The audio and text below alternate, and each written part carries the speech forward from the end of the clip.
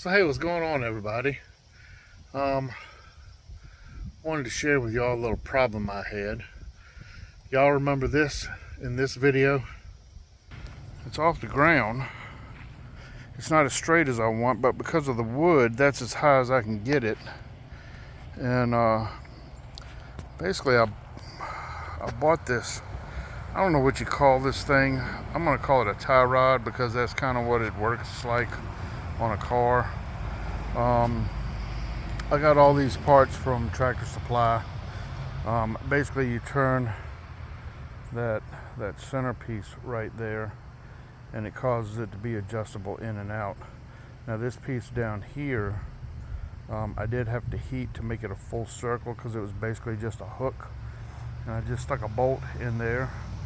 And up here, I used a pin to connect it to. And I just put a big old washer to keep that piece on and put a pull pin in it. And I did have to drill that hole. That hole did not come in that pull.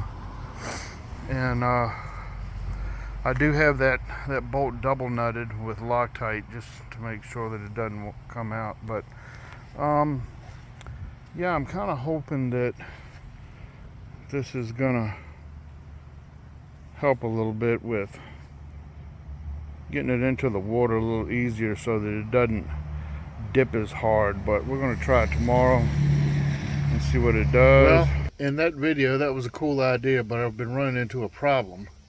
I've been loading my boat up with that tailgate down on that trailer, and what has happened is I didn't realize what was happening at first, but I kept noticing that each time I'd go to use the trailer the next time, the tailgate would be down further than what it was before. And I was like, what's going on here? And I just figured that, you know, traveling down the road, it was kind of bouncing and maybe it was coming loose.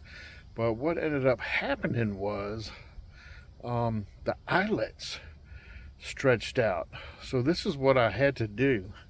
So this is kind of in conjunction with that video. If you happen to make that modification, I'm going to recommend that you do this. So I had to heat these eyelets and reshape them because they had kind of stretched and elongated like this. So I had to heat them back to where they were round and they fit the trailer. And what I'm going to have to do is, and I haven't done yet, I'm going to have to weld these, put a spot weld, or probably not even a spot weld, but a weld on these. My welder at work broke, so I'm going to try to get up with a buddy this weekend and get these welded. But I wanted everybody to be aware that if you do that modification, make sure you weld these, because these do not come welded when you buy them, because they will stretch if you put your boat on it. My boat, I leave fully loaded, and that may make a difference if you don't leave all your stuff in your boat. The boat doesn't weigh that much, but by the time you put batteries, all your stuff in it, seats, motors, it adds up really quick. And that's what the problem was, because I had loaded it before without any problems until I started, you know, loading it in this particular fashion, with the tailgate not all the way down. Now, if you have the tailgate down and then lift the tailgate, you know, and then hook these up, you don't have a problem.